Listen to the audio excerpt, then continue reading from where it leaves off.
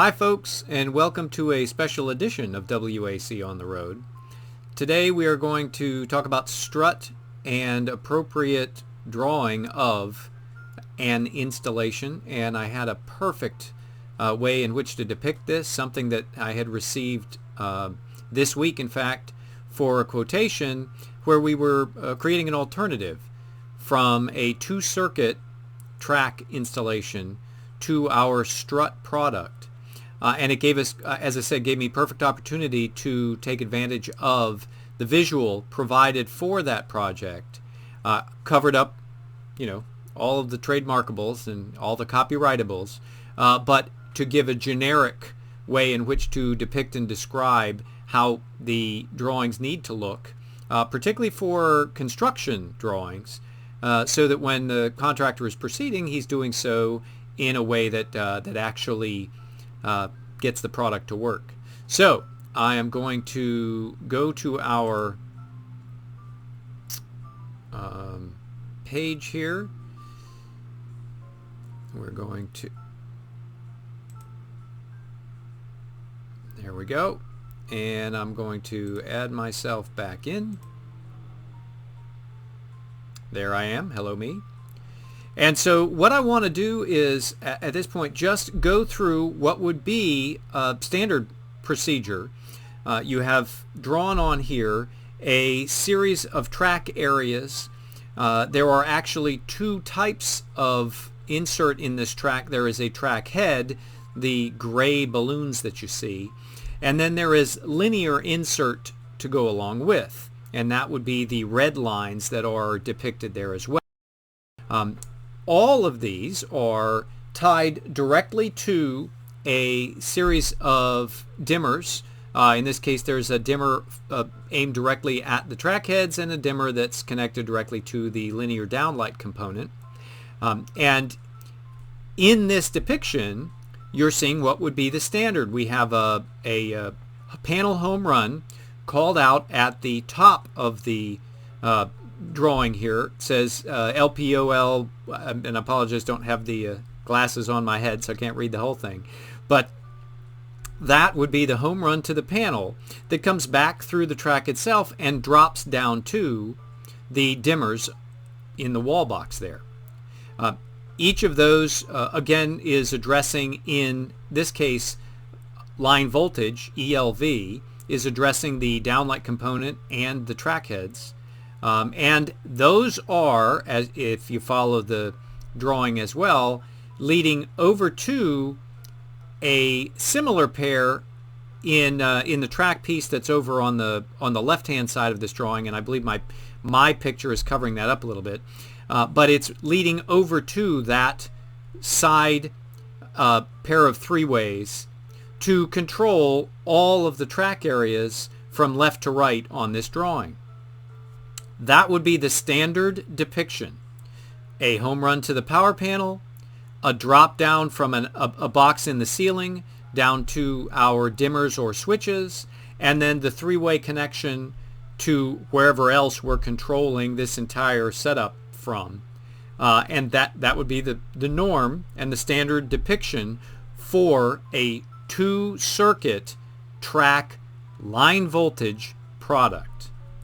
Now what I want to do is I want to look at how we would depict this for strut product. And we're going to go back to our depiction here. This is how we would draw it for strut. The linear track components are all drawn in the same fashion. You have the track up there, you'd have the track heads, and then you would insert any of the downlighting or linear piece parts that you wanted, depict them in the same way. But the interface is now going to be drawn the way you see it here. The CPU, our central processing unit, that is the heart of everything. The panel home run no longer goes from the track itself to the panel. The home run, if there is one, goes from the CPU to the panel. So we have a constant circuit from the panel to the CPU, and then from the central processing unit we have the green wires as depicted that lead to the channel itself, and those green wires are a composite cable of power and data, pair of 12s and a pair of 18s, 16s, 18s. The composite cable is depicted in any of our shop drawings as we present them back to a project that has been submitted. That composite cable is actually feeding power and data to the strut. There is no direct connection between the power panel, our constant feed to our central processing unit there, the CPU, and the channel itself. That is a composite cable that's giving 48 volt constant power stream and a constant WAC speak data stream telling anything that's connected to the channel what it's supposed to be doing. From there, the other difference is any control interface. So these are, in the case of this project, these are 0 to 10 volt dimmers. Those dimmers are depicted making their way to the CPU, not to the channel.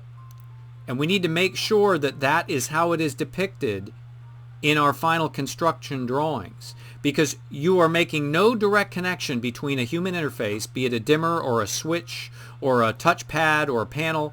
That never connects directly to the channel itself.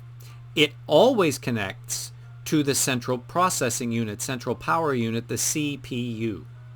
So, power panel, constant circuit to the CPU or grouping of CPUs or however many are involved. From the CPU, the composite cable makes its way to either, in this case we have a trig hub or an end feed depicted in this little drawing. The CPU is running that composite cable to whatever the strut channel installation is.